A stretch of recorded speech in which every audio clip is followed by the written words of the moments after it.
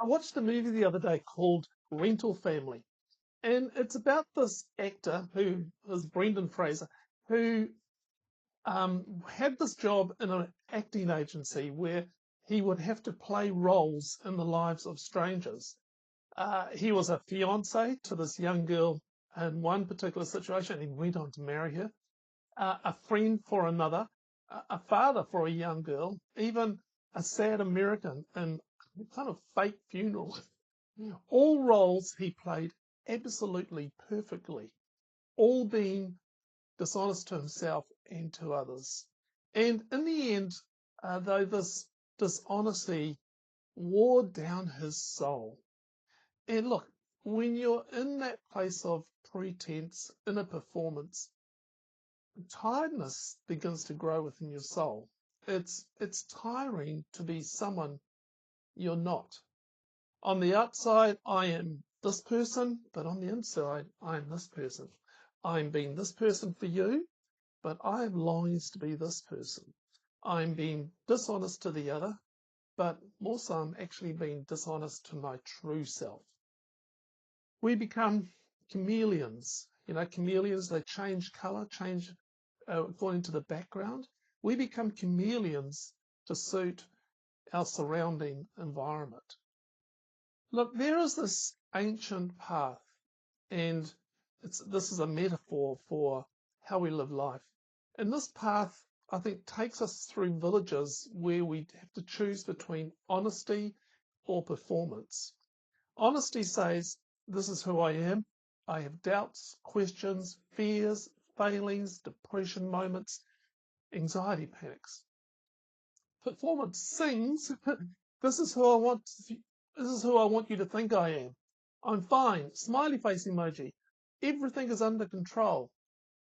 Most people want performance, not honesty.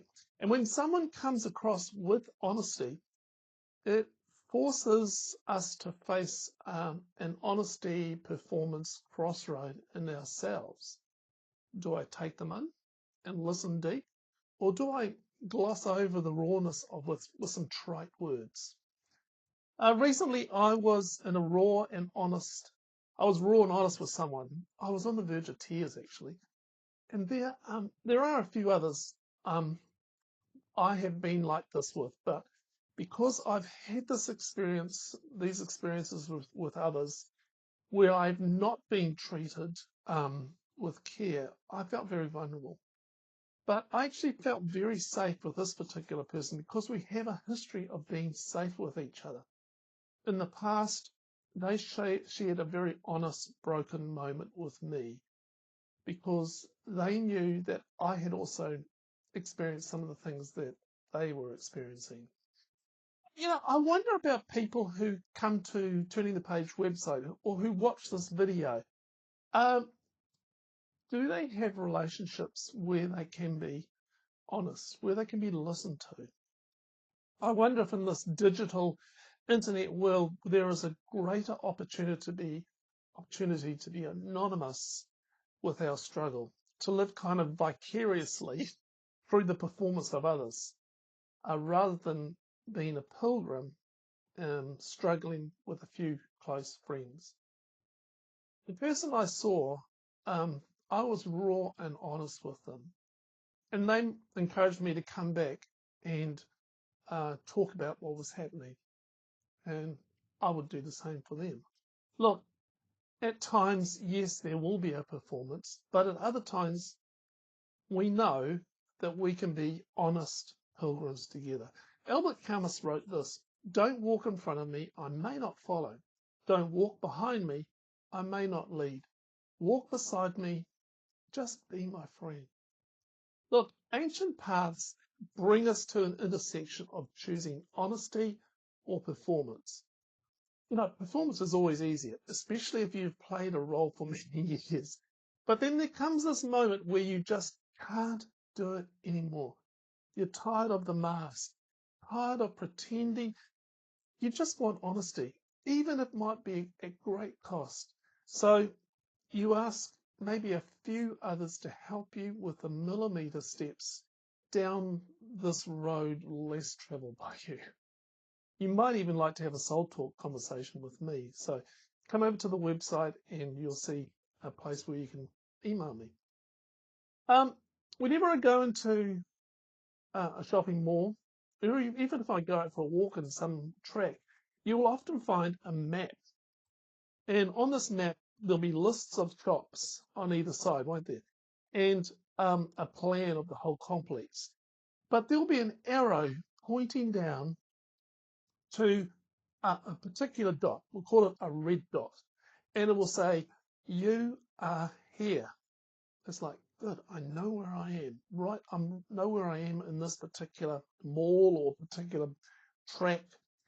You have found your location and can make a plan to get where you want to be. And this, of course, if you accept where you are actually is where you are.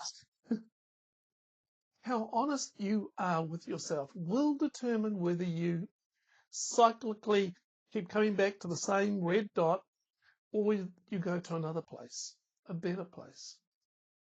Ancient paths have signs with maps showing the red dot. This is where you are. Look, paths are not meant to be resting points. Paths are meant for walking on. They take you somewhere. Look, many of the people I talk with seem to be on a path, but they are stuck. They know they need to move, to take that next step, but the step seems enormous. I always come back to this.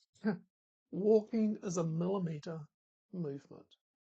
I take a step into the unknown. I gain a little momentum trying something new. There is a stretching of myself by doing that next smaller step. But I don't do it alone. I do it with someone else who will encourage the millimetre. Someone who will walk alongside. Someone who has a kind of a hope-edged vision of what could happen. Maybe I can't even see that myself at the moment, but they've got a little bit of a vision. Just they're not going to push it on me, but they just hold it lightly. This is what could happen.